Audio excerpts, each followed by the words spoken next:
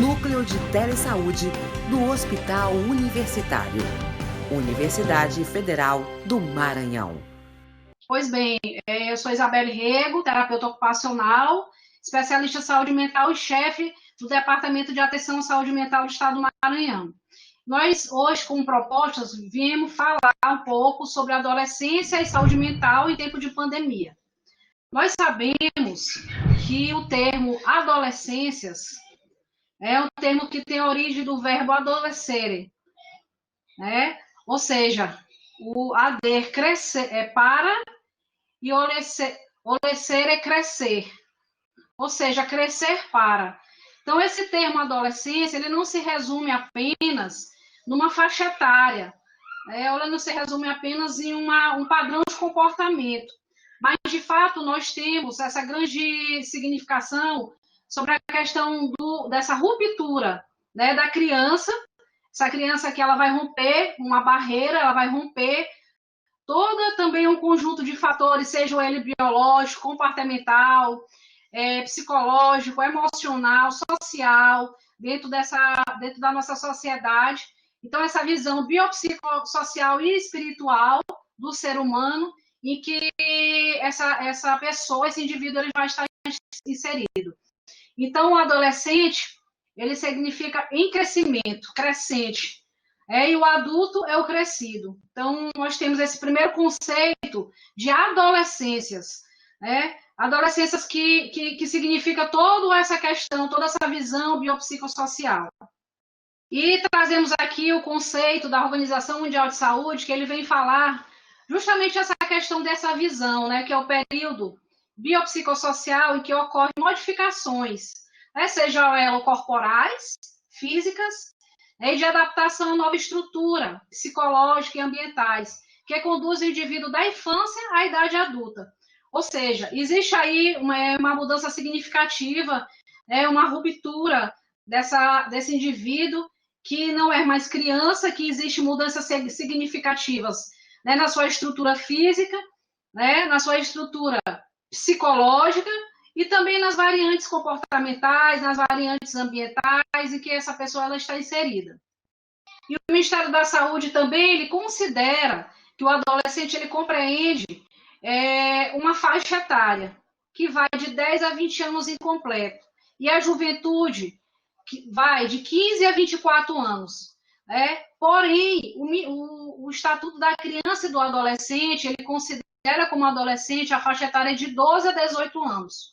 E ainda tem um outro conceito, que o Estatuto da Juventude ele preconiza que os jovens estão entre 15 a 29 anos.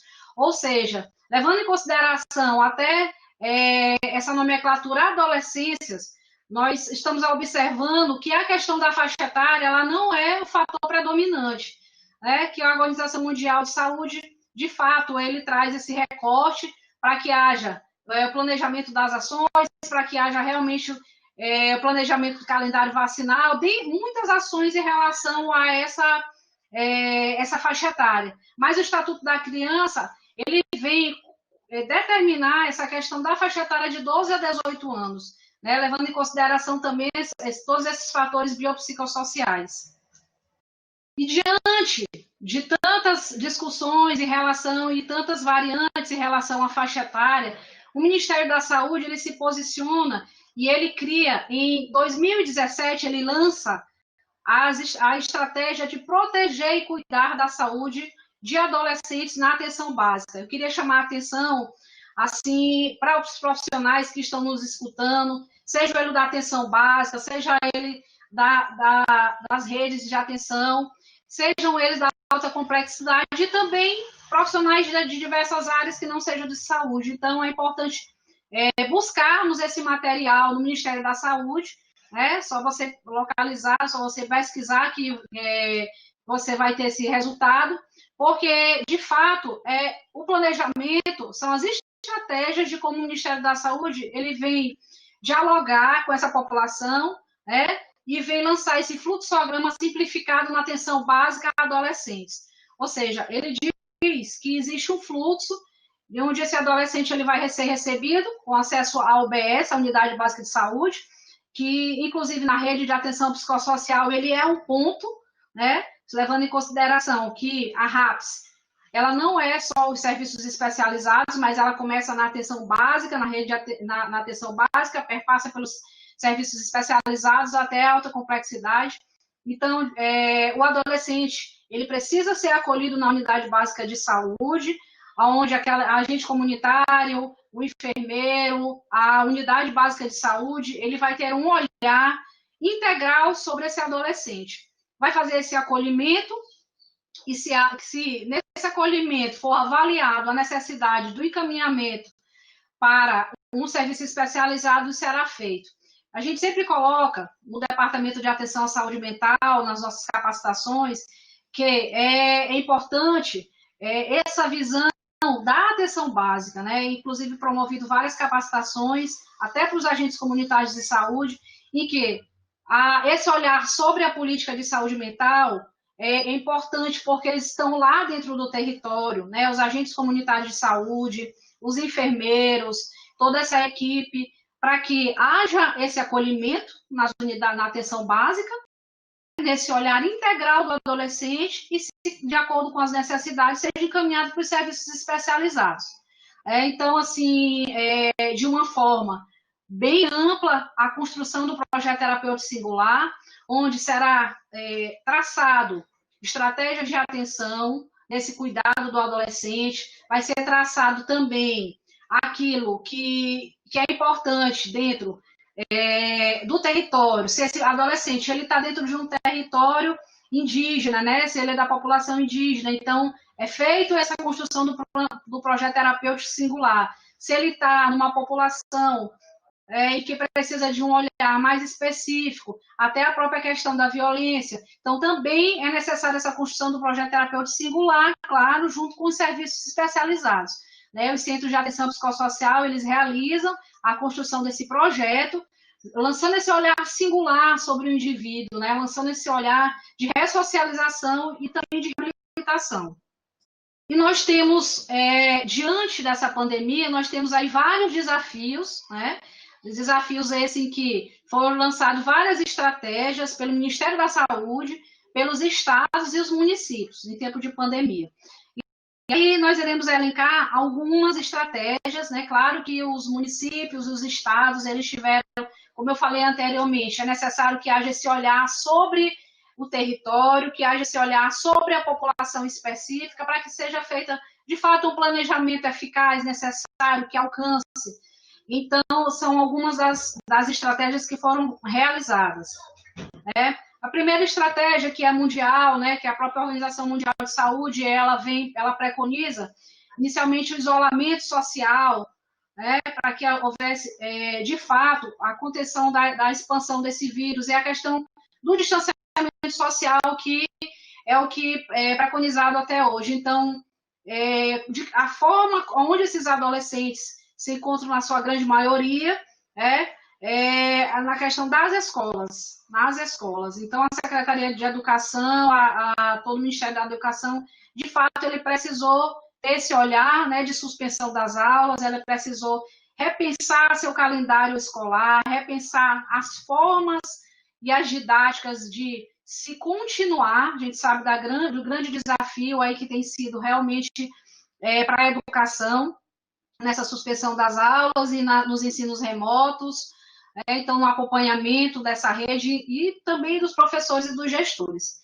A divulgação de um comportamento de prevenção através de cartilhas, tanto da Organização Mundial de Saúde, da Unicef, que posteriormente nós trouxemos alguns exemplos, como foi importante essa divulgação dos materiais e das cartilhas, a elaboração de documentos e planos de contingência. Nesses planos de contingências, onde os estados puderam também trazer a sua peculiaridade, trazer essa visão dessa questão das populações específicas e também das faixas etárias. As barreiras sanitárias, os centros de testagem, em que aqui no Maranhão vários centros de testagem foram implantados para que houvesse essa testagem das pessoas com sinais do Covid-19, sinais gripais, e houvesse, de fato, um acompanhamento, antecipação de vacina contra a gripe. Então, essa foi alguma das estratégias que o Ministério da Saúde, os estados e os municípios lançaram para que houvesse essa proteção e, sobretudo, essa questão da adolescência também na suspensão das aulas. Então, essas ideias, essas estratégias, isso foi fundamental para a elaboração disso, que a gente vem falando, como esse plano de ação, para facilitar as potencialidades, as vivências nesse período de isolamento social. Então, isso trouxe um impacto significativo nas consequências para a família, para as famílias. Mudança de rotina para as famílias. Alunos, pais, responsáveis, familiares, professores e funcionários. Então, todo um conjunto de mudança, de atividades de vida diária, de planejamento nas escolas, planejamento também familiar, que isso possibilitou, claro, alguns fortalecimentos nos vínculos familiares, mas também os possíveis aumentos de conflitos, a redução do contato social presenciais, mas é como a gente sempre coloca, que nós estamos em distanciamento social, mas não distanciamento ou isolamento afetivo e de comunicação. Então, assim, foi muito incentivado também o uso das redes sociais, a tecnologia para essa comunicação, para essa rede de apoio ser acionada. O aumento de tempo de convivência entre os familiares, como eu coloquei, foi isso que possibilitou o fortalecimento dos vínculos afetivos, mas também, em algumas situações, o possível aumento de conflitos, que, por exemplo, a violência, seja a violência doméstica, seja a violência, enfim, sexual, todos os tipos de violência em que teve um aumento significativo, segundo pesquisas, durante essa pandemia. E é bom esclarecer que esse isolamento social, ou seja, essa redução de contato, ela é diferente de férias, sem atividades escolares. Então, isso foi muito bem trabalhado para os adolescentes, para as crianças e adolescentes, que isso não se tratava, que não era coronaférias, Então, assim, isso realmente não era uma falta de atividade escolar ou atividade em que esse adolescente já estava inserido. Claro que uma ou outra atividade esportiva, ou uma atividade que pudesse expor esse adolescente, ele foi suspenso. Mas, de fato, a importância desse planejamento, desse cronograma de atividades dentro de casa, seja ela escolar, e aí a importância para que haja essa estimulação, para que houvesse essa estimulação cognitiva, motora, e também nas relações afetivas. Então, de suma importância a participação da família nesse processo, mais ainda no período de pandemia. E como eu citei, o material da Unicef foram as 10 recomendações para que os municípios e estados priorizassem os cuidados em atenção da saúde mental, e cuidados em saúde mental e suporte psicossocial. Das recomendações enfatize a força das comunidades em vez de fragilidade e vulnerabilidade.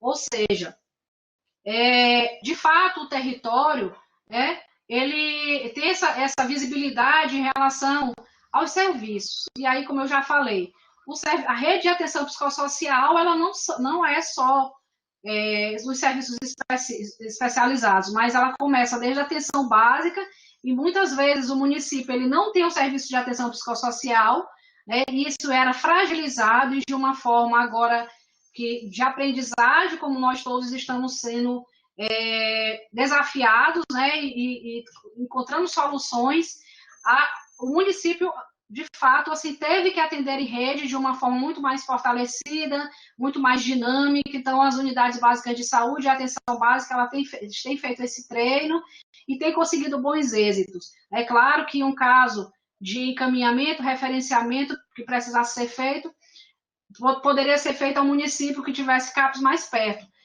Mas o atendimento na atenção básica, ou seja, o matriciamento, ele foi feito de uma forma bem mais evidente, que é possível se atender, sim, essa clientela, assim como as outras, dentro da atenção básica. torne a saúde mental e suporte psicossocial componentes centrais do plano de contingência governamentais, identifique as necessidades psicossociais e de saúde mental da população afetada, tenha um olhar especial para os mais vulneráveis e desenvolva procedimentos e protocolos para atendimento em instituições de longa permanência. Essas foram as 10 recomendações, na verdade, essas outras aqui também, levar em conta tradições e rituais da comunidade. Todas essas recomendações, elas foram, de fato, contidas dentro do plano de contingência do governo do estado do Maranhão, para que houvesse esse olhar no cuidado integral, no cuidado geral, levando em consideração as comunidades, levando em consideração a especificidade de cada também território, e aí também contempladas as atividades educacionais e todas essas questões para que haja um cuidado e um apoio integral para esse adolescente. E dentro da nossa rede de atenção psicossocial do estado do Maranhão, os pontos de atenção, o especializado é o CAPS Infanto-Juvenil. Nós temos na região de saúde de Caxias, Imperatriz, São Luís e Timon.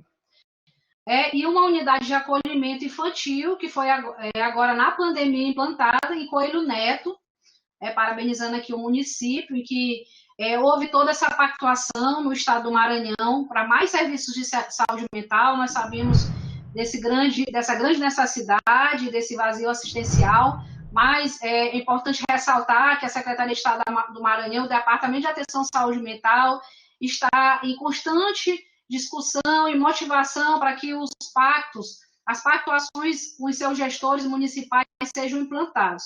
E aí alguns avanços também em relação a essa implantação da unidade de acolhimento infantil, assim como outras também propostas que vêm chegando. Então a gente acredita aí no fortalecimento da rede e principalmente desse serviço especializado infanto-juvenil tão importante para essa população. Ressaltando mais uma vez que num município em que só existe um serviço de saúde mental, como por exemplo um CAPS-1, que na sua grande maioria no Maranhão, devido ao critério populacional, assim como também a necessidade, nós temos 92 CAPs, sendo que uma grande maioria, uns 84 CAPs, são CAPS-1. Então, é importante que esse ponto ele possa atender tanto a população infantil, adolescente, também as especificidades como questão de uso e abuso de álcool e outras drogas. Esse é o ponto de referência, esse é o ponto que precisa prestar essa assistência a essa pessoa, independente da sua modalidade de CAPS.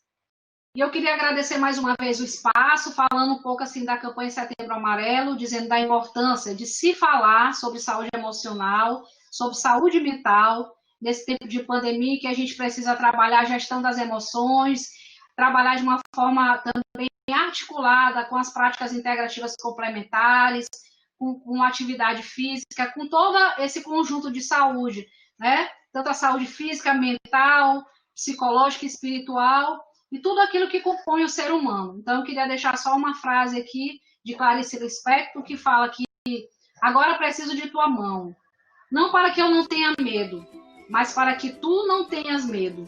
Sei que acreditar em tudo isso será, no começo, a tua grande solidão, mas chegará o instante em que me darás a mão.